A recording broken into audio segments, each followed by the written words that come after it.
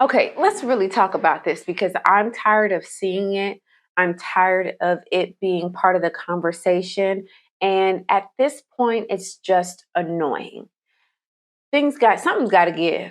Things have got to change. And if it's going to change, it's going to change now. It's your favorite Dr. Honey, Dr. Faith Abraham, and welcome back to our channel. Today, I got my weighted blanket on me.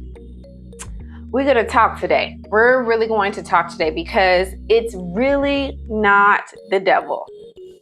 It's really not the devil that's holding you back as much as you may think that it is.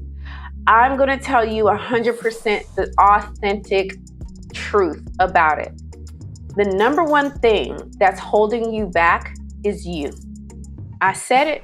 Now, if you want to click off the video, go right ahead. But if you want to hang tight with me and see why I say what I say, by all means, please grab your tea, your coffee, your protein shake, whatever you drink, and let's sip it for a second. The reason why I say that it's not the devil that's holding you back, it's actually you holding yourself back, is because to a certain extent, the enemy can only do to you what you allow. Yeah. The enemy can only do to you what you allow.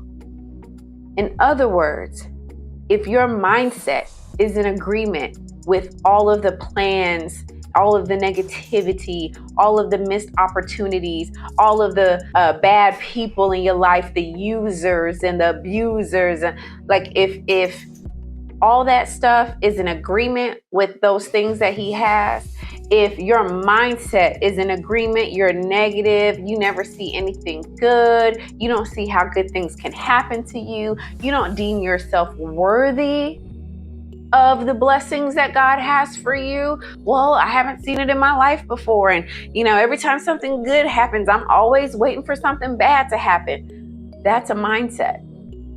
That's your perspective on life. That is in agreement with the enemy. If the way you talk is in agreement with the enemy, well, girl,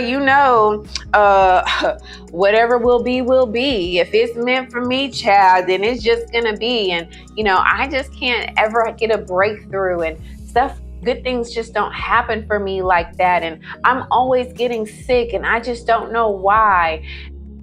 All of that is literally in agreement with the enemy. He really doesn't have to do anything. You're doing all the work. Babes, you are perpetuating what he's doing in your life. Remember the scripture that says, and think on these things that are lovely, that are just, that are pure, that are holy, that are trustworthy. Think on these things, right? That is, in a nutshell, positive thinking. But really, it's not positive thinking. It's God type thinking. It's faith-filled thinking. Okay? And when we think like that, what happens is we are in alignment. We become in agreement with the blessings of God, what God actually has for us.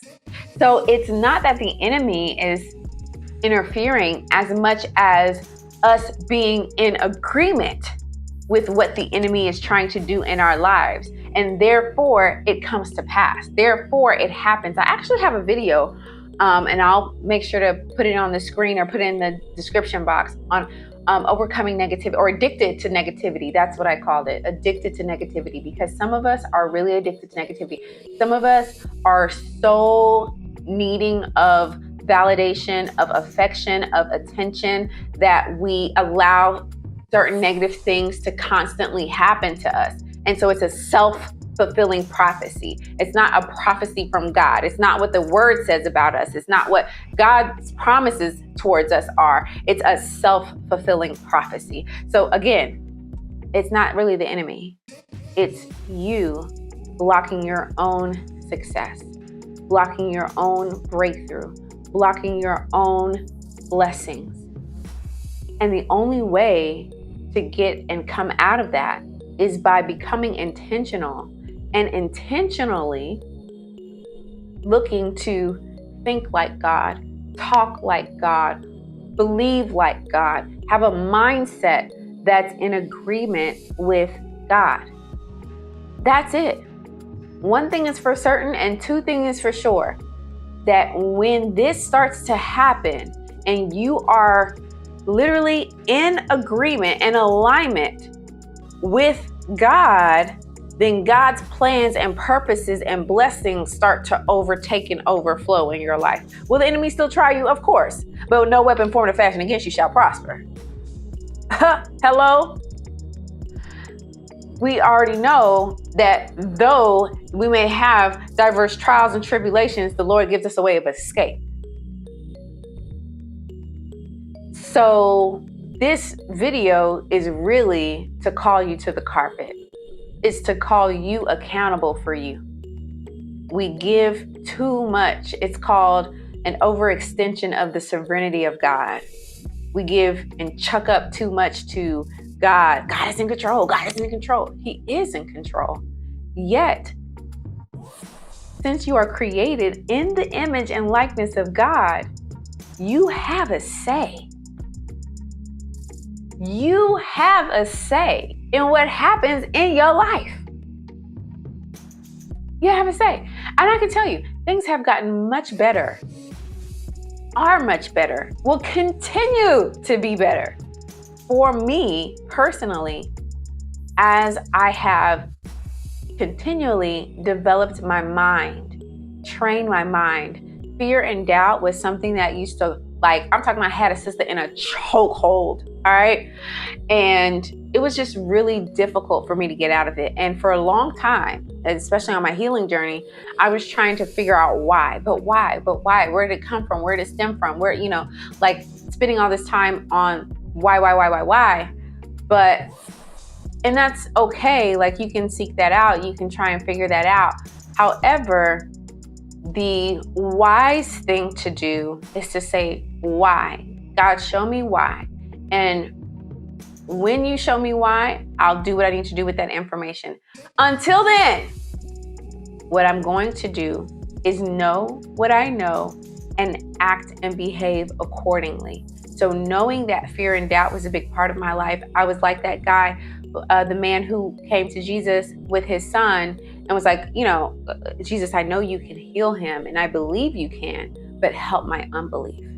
I just was a doubtful person on a lot of things because I just hadn't seen a lot of things materialize in my life the way I thought they would or the way I wanted them to. So I would just chuck everything up to whatever it is. Well, whatever it is, right? Whatever I'm meant to be will be. That kind of thought process, overextension of that thought process. And fear, I would just be so scared to make a move, to take a risk, and I'd have to talk to this person and that person and get confirmation and all this stuff. And I'm wasting time. I would literally have an idea to do something and I'm sitting here waiting for confirmation, only to look up and see someone else came through and executed. Well, gosh, dog it. That was for me. And I still had time to do it. And I had proof that it would work. But fear would eventually get in the way. So I had to really start healing from that and growing from that. And one thing I always say is, what would my future self do? Would future self be asking this question? Would future self be out here doing all this extra stuff that you over here doing? No? All right. Then let's go. Let's bust the move. Let's make this thing happen. And that's how I operate now. And that's primarily how I operate now. So I encourage you, be the main character in your life. And just because you're the main character and because you recognize that you are a co-creator with God, doesn't mean that you're not humble. Doesn't mean that you think more highly of yourself than you ought to. That's even homiletically, that's an improper exegesis of scripture, first of all. Second of all, it's just not true. Jesus said he didn't count it robbery to count himself equal with God. We're little g gods. But many of us will die like mere men because we don't know who we are. With that, please know the devil's not that powerful. Actually, you are more powerful than he is. He just hopes that you never figure out how powerful you actually are.